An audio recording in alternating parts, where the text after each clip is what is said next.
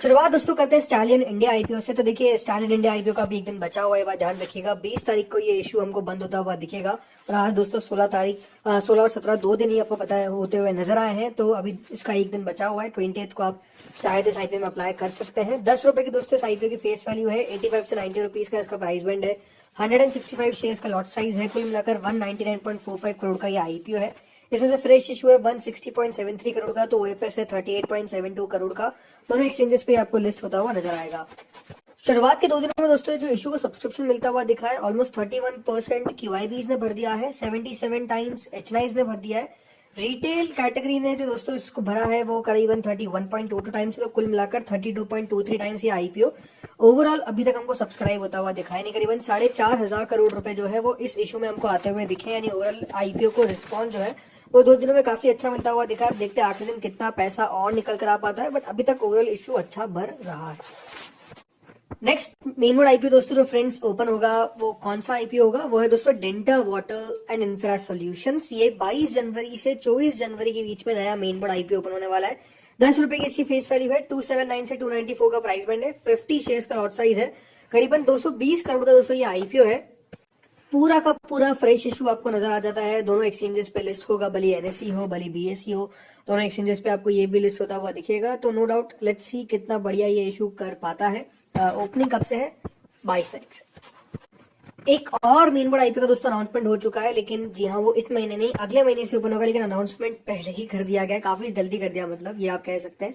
नाम है दोस्तों एरिस इंफ्रा सॉल्यूशंस। जी हाँ ये नया आईपीओ है जो ओपन होगा कब से? 3 फरवरी से 5 फरवरी के बीच में। 2 रुपए की दोस्तों फेस वैल्यू इस आईपीओ की। 200 रुपए से लाकर 210 रुपए का प्राइस बैंड है। 70 शेयर्स का लॉट साइज है। करीबन 600 करोड़ का ये आईपीओ है। प्योर फ्रेश इशू, यानी कोई भी ओएफएस नहीं है।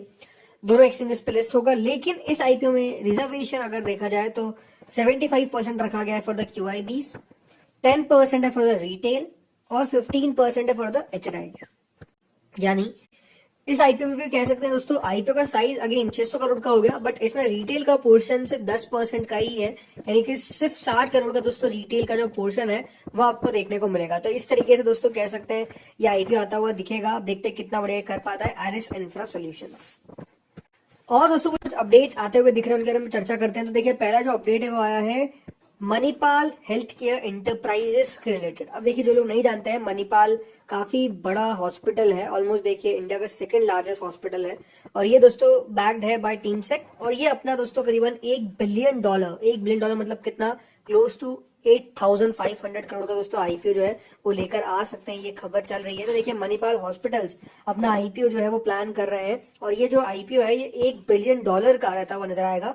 और कंपनी अपना डीआईएसपी दोस्तों फेब के अंदर ही फाइल कर सकती है, ऐसा बताया भी जा रहा है। मतलब अब पिच कर सकती है अपना आईपीओ इन February मंथ ओनली, ऐसा बताया जा रहा है। तो न्यूज पोर्टल दोस्तों उसने कोट किया है कि खबर यही चल रही है कि जो कंपनी है वो अगले साल तक लिस्ट होने की भी तैयारी करती हुई दिख रही है और जो बैंकर्स से मीटिंग है वो अर्ली नेक्स्ट मंथ से शुरुआत हो जाएगी। अगर बढ़िया रहा तो ये one of the largest IPO रहेगा from the health care sector in India. तो आप समझ सकते हैं कि कितनी बड़ी बात है कि आपको मणिपाल हॉस्पिटल का भी आईपीओ जो है वो आता हुआ दिख रहा है और क्लोज टू 8,000 करोड़ का आईपीओ एटलीस्ट हो सकता है। अगला दोस्तों इशू आता है जिसके यहाँ पर खबरें चल रही है, वो है दोस्तों अपोलो ग्लोबल मैनेजमेंट के रिलेटेड।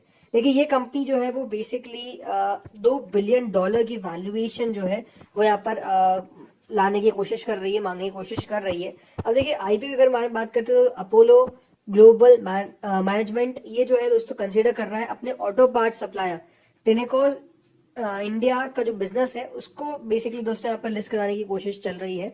सो ओवरऑल ये एक यूएस अल्टरनेटिव एसेट मैनेजर है जो दोस्तों बताया है कि आईपीओ को लेकर जो है वो प्रोस्पेक्ट हो रहा है, प्रोस्पेक्ट अरेंजमेंट हो रहे हैं और ये जो मीटिंग्स है वो मुंबई के अंदर हो सकती है, ये बताया जा रहा है।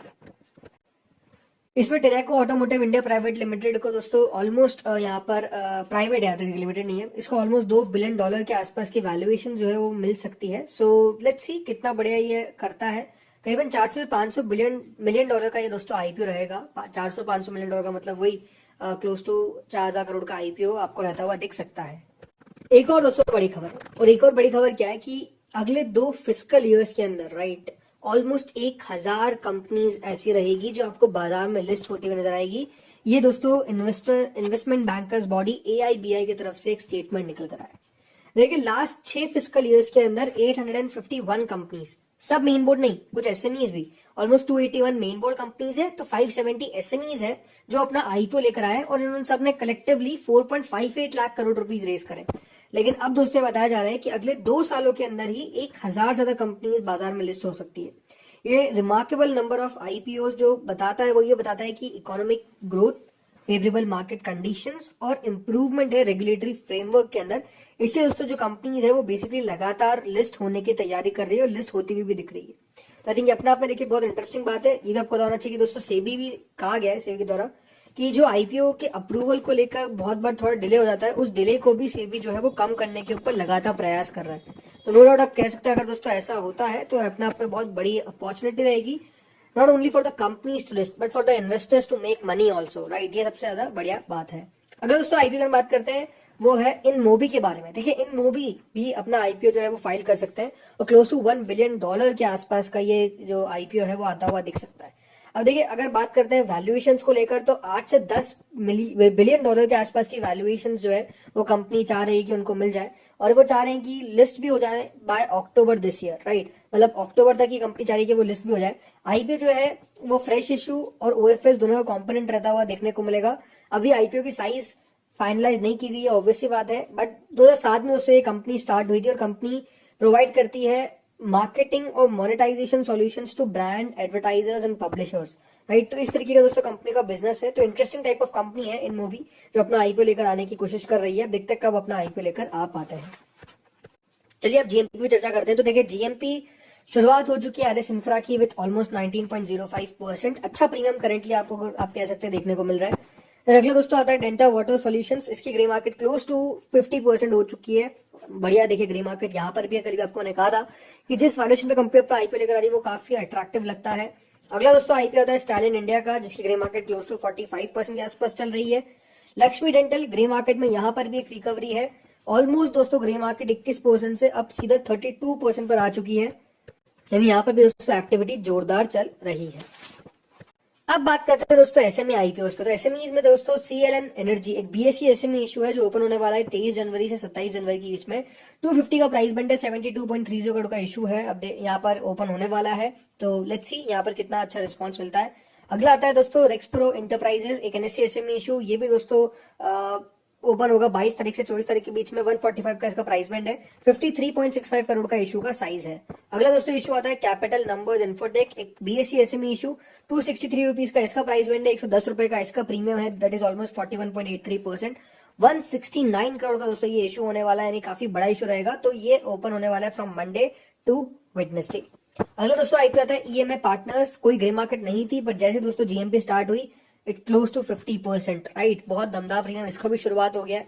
एंड अभी तक दोस्तों इशू को ओनली 0.53 टाइम सब्सक्रिप्शन मिला। उसके पीछे का रीजन हो सकता है कोई जीएमपी नहीं थी इसलिए, बट अब मेरे हिसाब से इसको बहुत अच्छा रिस्पॉन्स मिलता हुआ नजर आएगा और ये भी कमाल कर सकता है। अगला दोस्तों आईपीओ आता है लैंडमार्क इमिग्रेशन। इस आईपीओ को भी रिस्पॉन्स अगर देखा जाए तो अभी तक बहुत ज्यादा नहीं मिला, 25% का प्रीमियम है। बाकी 6.28 टाइम तक सब्सक्राइब हुआ है। देखते हैं आखिरी दिन कितना पैसा निकल कर आता है। देन काबरा ज्वेल्स, इस आईपीओ को दोस्तों बहुत अच्छा रिस्पॉन्स मिला, कल बंद हुआ। ऑलमोस्ट 97% का प्रीमियम है, 356 टाइम सब्सक्राइब भी हुआ। 22 तारीख को इस आईपीओ का लिस्टिंग है और 20 को अलॉटमेंट। अगला आता है रिकव सिक्योरिटीज। इस आईपीओ का अलॉटमेंट दोस्तों 20 तारीख को यानी ऑन मंडे ही है। 307 टाइम्स ये भी सब्सक्राइब हुआ, करीबन 98% का इसका करंट प्रीमियम चल रहा है। तो ये भी दोस्तों अच्छा करता हुआ दिखेगा लिस्टिंग पर। इसकी पूरी आप कह सकते हैं संभावना नजर आती है। अगला आता है बाफ्लेक्स पॉलीफिल्म्स। ये एक एनएससी एसएमई इशू जो दोस्तों अलॉट हो चुका है। लिस्टिंग होगी इसकी ऑन 20th। इंटरेस्टिंग होगा इसकी लिस्टिंग देखना, मतलब इसकी लिस्टिंग भी दोस्तों थोड़ा सा चौंका सकती है। अब देखते हैं कहाँ चौंकाती है, वो पॉजिटिव में नेगेटिव में, ये बात अलग है। अब देखते होता क्या है। बाकी दोस्तों इस वीडियो में इतना ही था। होपफुली वीडियो आपको बढ़िया लगा होगा। अगर लगा तो लाइक कर देना, चैनल से पहली बार जुड़े सब्सक्राइब कर देना। Thank you friends for watching this video.